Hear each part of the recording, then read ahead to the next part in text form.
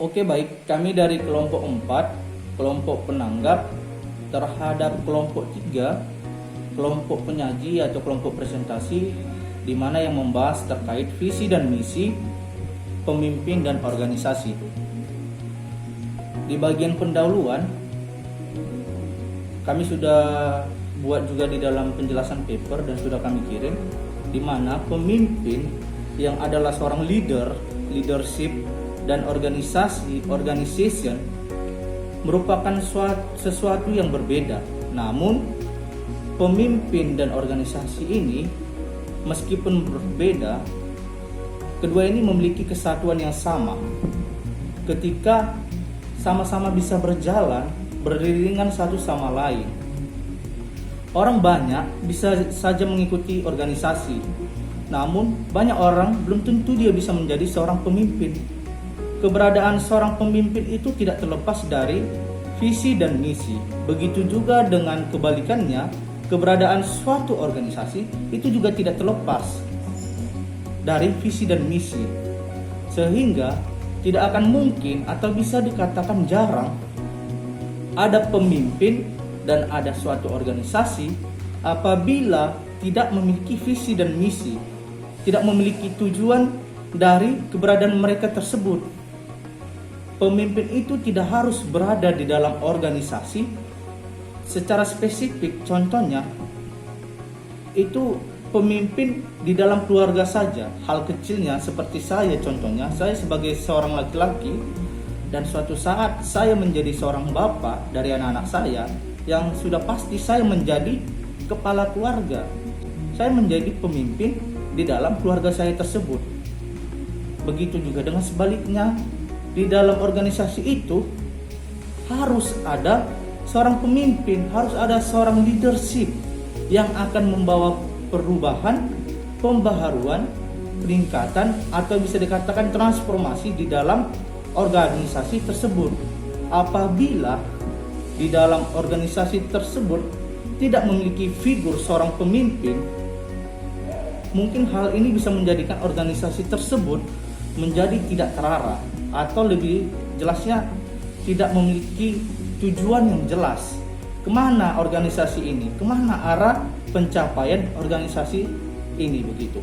Sehingga sebenarnya kelompok 4, kelompok penanggap, mungkin tidak perlu lagi memberikan penjelasan terkait apa itu visi dan misi, karena mungkin kita sudah mengetahui secara garis dasarnya apa itu visi, apa itu misi. Begitu juga dengan apa itu pemimpin dan apa itu organisasi. Berhubung juga di dalam paper kelompok 3, teman-teman kelompok presentasi, kelompok penyaji sudah memberikan penjelasan juga akan hal itu, sehingga kita sebagai pembaca bisalah melihat penjelasan dan pemaparan teman-teman kelompok 3, kelompok presentasi terkait visi dan misi pemimpin dan organisasi yang sudah dijelaskan teman-teman kelompok presentasi. Baik, berbicara mengenai organisasi atau kelembagaan tidak terlepas dari visi dan misi sebagai wujud keteraturan dari organisasi tersebut. Membahas mengenai organisasi juga terlepas dari seorang pemimpin yang merangkul, membimbing sebuah organisasi menuju cita-cita yang diharapkan. Maka pemimpin dan visi misi dalam organisasi adalah sebuah keterhubungan yang sangat melekat. Kemudian dalam paper kelompok juga menjelaskan bagaimana fungsi visi dan misi tersebut. Di setiap lembaga atau organisasi tentunya memiliki sebuah visi dan misi, di mana bertujuan untuk melihat secara jauh dalam mempertahankan eksistensi dari sebuah organisasi atau lembaga. Visi dan misi adalah suatu pernyataan yang dipilih seorang pemimpin secara tepat dan mendukung kemana arahnya organisasi tersebut. Kemudian penjelasan paper kelompok presentasi tentang pendekatan seorang pemimpin dalam mencapai visi dan misi organisasi tersebut, kami secara kelompok setuju dengan pendekatan-pendekatan yang dikemukakan oleh kelompok. Baik itu pendekatan sifat, pendekatan kekuasaan atau keahlian, pendekatan perilaku, pendekatan situasional. Kemudian pendekatan tersebut memang sering diterapkan seorang pemimpin untuk dapat mengontrol anggota-anggotanya dalam mencapai sebuah visi dan misi sebuah organisasi yang telah dibuat. Tetapi menurut kami untuk mencapai tujuan yang diinginkan seorang pemimpin harus dapat melakukan penyesuaian dan dapat memilih gaya pendekatan sebagai seorang pemimpin yang tepat dan pikiran yang matang. Karena perilaku-perilaku pemimpin dalam menghadapi anggota dan masalah-masalah yang datang sangat bergantung pada tingkat kematangan dari pilihan yang diambil seorang pemimpin tersebut.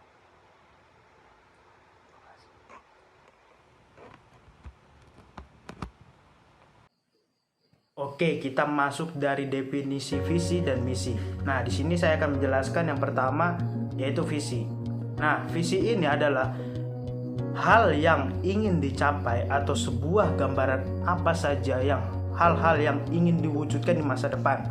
Nah, kemudian juga pengertian dari misi yaitu adalah tujuan sebuah organisasi atau lembaga diwujudkan untuk di masa depan. Nah, kemudian dari definisi visi dan misi, di sini bisa kita lihat bahwa pentingnya untuk menyusun visi dan misi untuk membentuk organisasi tersebut. Nah, kemudian juga visi dan misi di dalam sebuah organisasi adalah membuat setiap orang yang terlibat dalam organisasi tersebut memiliki rasa tanggung jawab atau emban dalam setiap orang yang ada di organisasi tersebut, sama-sama menjunjung visi dan misi di dalam organisasi tersebut. Nah, kelompok kami juga setuju bahwasannya adanya visi dan misi itu sangatlah penting dalam organisasi. Nah, perlu adanya pemahaman mengenai visi dan misi itu baik pemimpin maupun seluruh anggota organisasi. Nah, hal yang perlu dan sangat penting diperhatikan terutama menentukan bagaimana susunan organisasi dapat berjalan dengan baik. Visi misi ini juga dalam sebuah organisasi jangan kita pahami bentuk organisasi bentuk dengan dirinya sendiri. Nah, melainkan mempunyai produk atau hasil dari organisasi di dalam orang-orang tersebut. Nah, dengan demikian maka menjadilah bahwasannya baik visi dan misi sebuah organisasi dinyatakan secara resmi merupakan sasaran yang mudah dan dapat dilakukan dan mampu mempertimbangkan hal-hal apa yang perlu dicapai dan tujuannya. Nah, kelompok kami juga menambahkan berbicara tentang visi dan misi pemimpin organisasi merupakan sesuatu yang dapat dipandang sebagai sesuatu dari cita-cita dan tujuan organisasi tersebut. Nah, setiap organisasi memiliki AD, anggaran dasar, yang mengatur tujuan, cita-cita, dan identitas, status, atau juga keanggotaan. Nah, keberadaan AD atau ART penting dalam organisasi di luar gereja maupun di dalam gereja. Nah, karena organisasi bukanlah segala sesuatu perkumpulan saja, bukan, melainkan perkumpulan yang mempunyai tujuan untuk dicapai bersama. Nah, ketiadaan AD atau ART dalam suatu organisasi merupakan tanda bahwa sesuatu perkumpulan tersebut tidak mempunyai arah dan tidak dapat dikatakan perkumpulan atau organisasi yang baik. Dan seharusnya organisasi tersebut mempunyai tujuan dan output yang jelas.